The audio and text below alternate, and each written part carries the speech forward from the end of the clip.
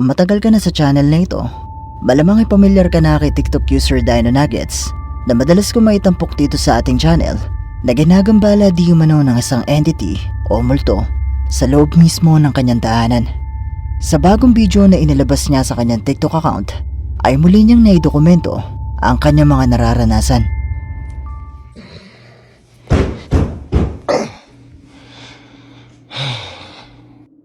Again.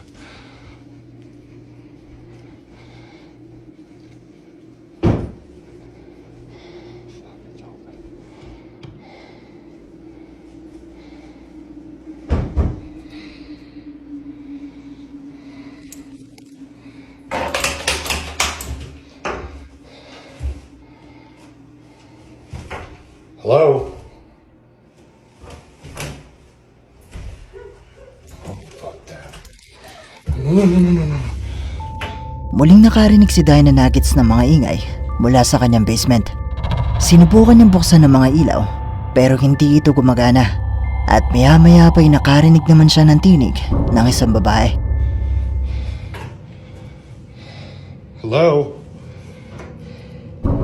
No! Hello?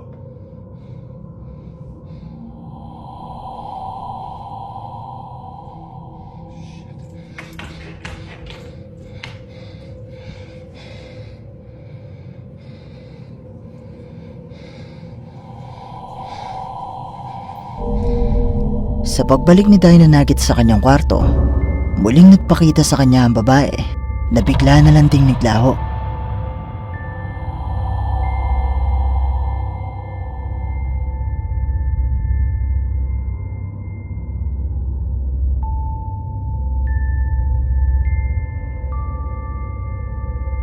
Totoo nga kaya ang kanyang mga nakuhanan sa bidyong ito? Haunted nga kaya ang kanyang tahanan? Isa nga kaya itong multo o entity?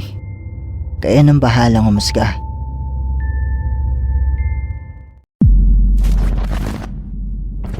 Ang unang clip ay mula kay Facebook user Megan Atley at makikita di umano sa bidyong ito na tila merong tao na nakaupo sa kanyang desk.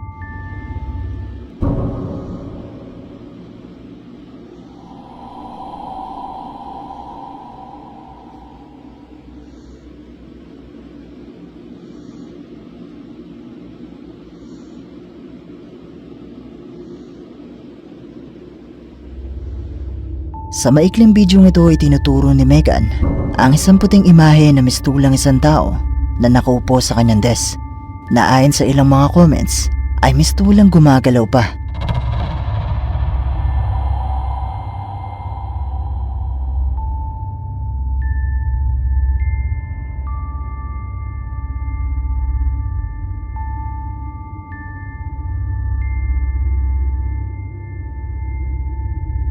Ang susunod na clip ay ipinadala naman sa atin ng isa sa ating mga viewers na si Grace Alvaro.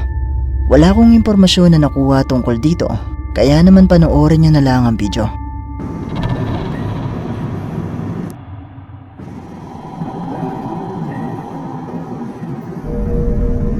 Sa una ay mukhang isang normal na video lang naman ito, pero kung pababagalin mo ang video, makikita mo ang isang puting imahe na mistulang isang babae na may puting kasuotan at itim na buhok.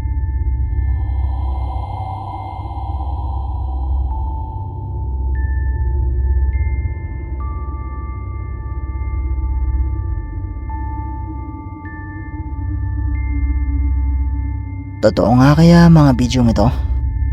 Mga multo nga kaya ang nakuhanan nila?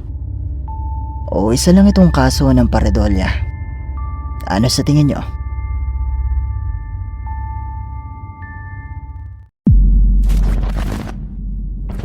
Si Hiro ng Umaga Toki Film ay bumisita sa isang abandonadong hotel sa Japan na pinaniniwala ang haunted at sinubukan niya magstay sa isang kwarto kung saan sinasabing merong isang babaeng multo na nagpaparamdam at nagpapakita at sa pagkasetup pa nga lang niya ng camera. 今僕がやっているこの独り言みたいなねことっていうのはかなり危険な行為らしいです。本来一人で来る場所じゃないからねここは。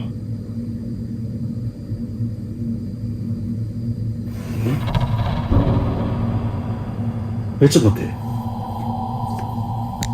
こさ、定点がね、こっちとね、ここにもあるんですよ。これさ、今、ここ顔認証したぞ。Habang nagkukwento si Hiro, makikita ang paglitaw ng mistulang mukha ng isang babae sa kanyang likuran.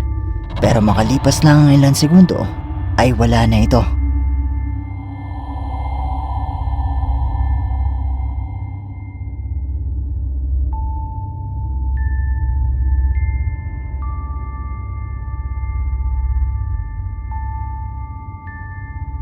Sa pagpapatuloy ay sinubukan ni Hiro na matulog sa loob ng kwarto habang nakatutok sa kanya ang mga kamera para malaman kung meron bang magpaparamdam o magpapakita. 頭痛がね、ひどくなってるんだよね、さっきより。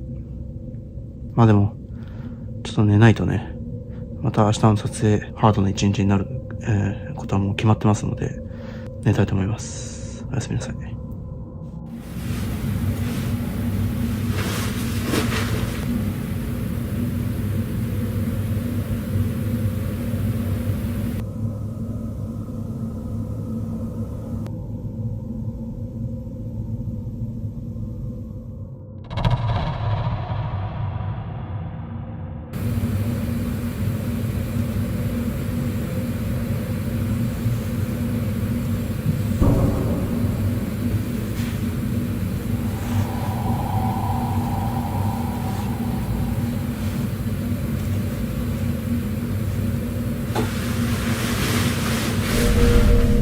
Unang maririnig ang mga yabag sa loob ng kwarto, pero ang mas nakapangingilabot dito ay makikita ang isang anino na lumapit sa kanya habang siya ay natutulog.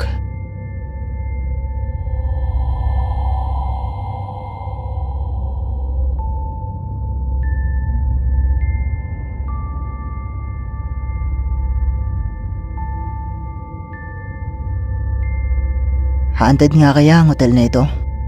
Ito na nga kaya ang sinasabing multo ng isang babae na madalas di umanong nagpaparamdam at nagpapakita dito? Kayo, ano sa palagay nyo?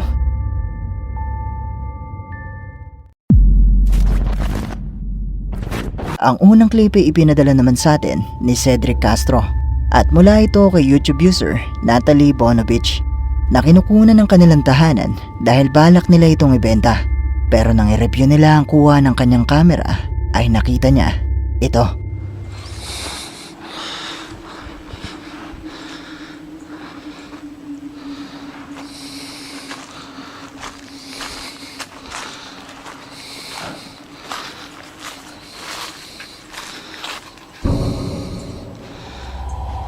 Sa isa sa mga bintana ng bahay, makikita ang isang puting imahe na mistulang sumilip mula sa loob ng bahay.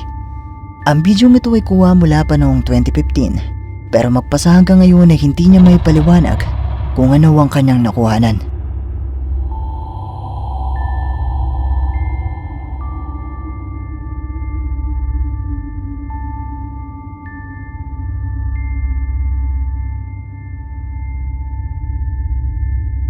Ang sumunod na clip naman ay mula kay YouTube user Todo Amil. Kuha ito ng isang pamilya sa sementeryo at ayon sa description ng video ay makikita di umano ang isang multo na pumasok sa isang nicho.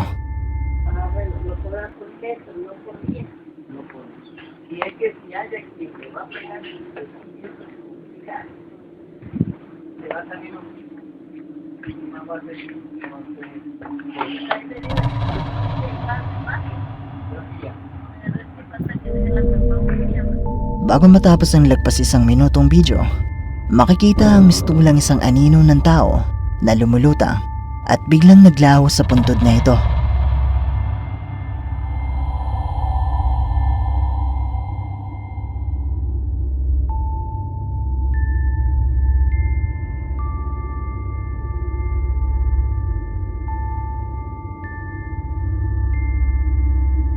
Ang mga clip na ito ay mula pa noong 2015 at 2016 at hindi pa ganun kadali mag-edit ng video ng mga panahong ito. Pero katulad pa rin ng palagi kong sinasabi, nasa inyo pa rin kung maniniwala ba kayo o hindi.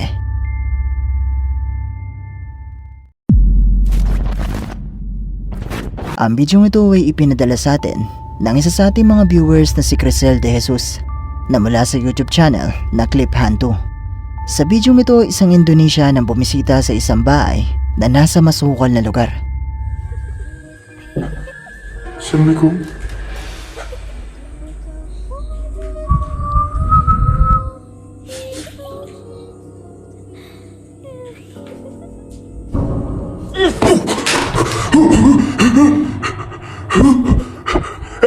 Hello!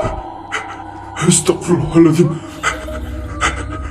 Sa umpisa pa lang nakita na ng lalaki ang isang imahe na tumungo sa bintana at bigla na lang ding naglaho.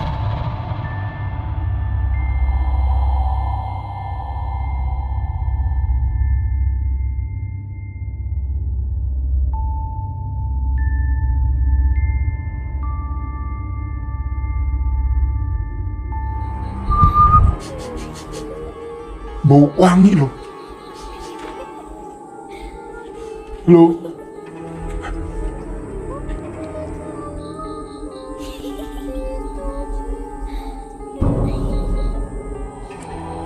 Oh, hey!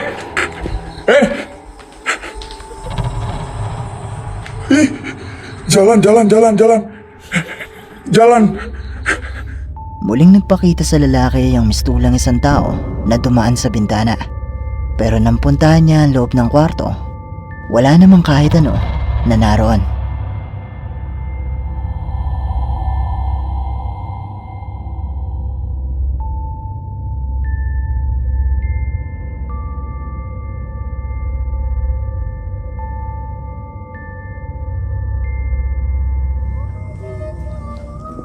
Oh.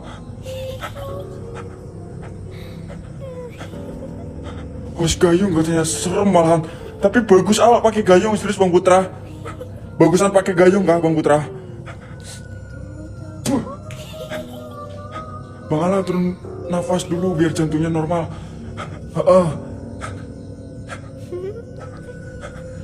Bagusan pakai gayung Al. Ya. Santar dulu ya. Bagus pakai gayung. Gak ada yang mau challenge dah kah? Ya, bagusan pakai gayung. Sa paglabas ng lalaki, nakita niya sa damuhan ang isang babae na may puting damit at itim na buhok. Pero dito na natapos ang video.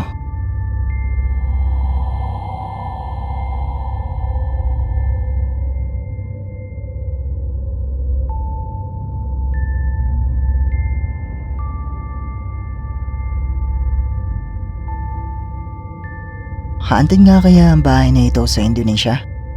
Isa nga kayang multo ang nakaharap ng lalaking ito? Kayo, ano sa tingin nyo?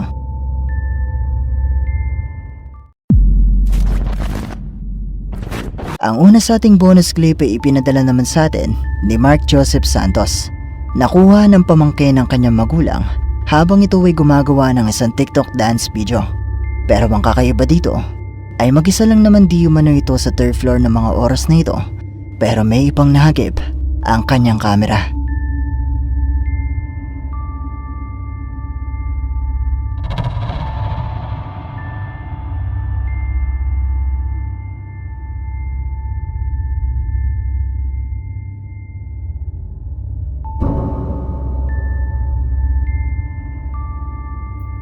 Habang sumasayaw ang babaeng ito, makikita nga sa kanyang likuran ang mabilis na pagdaan ng isang puting imahe.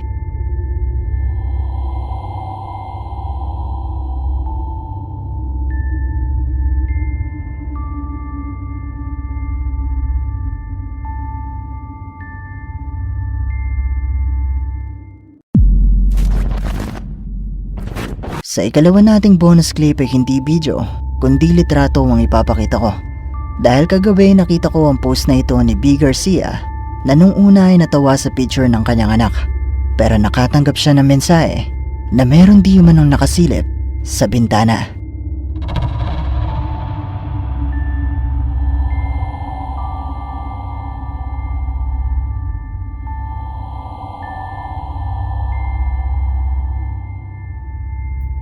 Nang muling tignan ni B yung litrato, nakita niya ang mistulang isang tao na nakasilip sa bintana. At maging ako ay kinalabutan sa litratong ito At ayon nga kay B, ay alas 10 na ito ng gabi at walang tao noon sa labas. Ngayon, lilinawan ko ang litrato at kayo na ang bahalang umusga.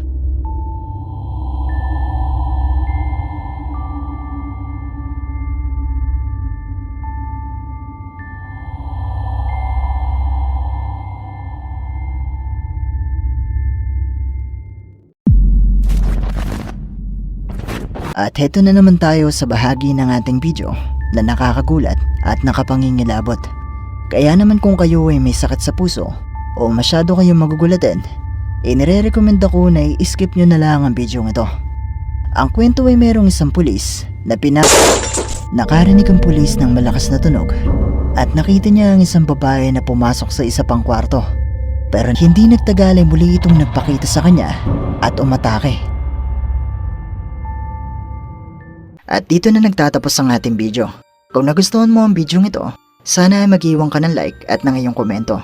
At kung hindi ka pa nakasubscribe sa channel na ito, ay mag-subscribe ka na at i-hit mo na rin ang notification bell para updated ka sa mga bago nating upload. O paano? Paalam mo na sa ngayon at kita-kits na lang sa susunod nating video. Maraming salamat!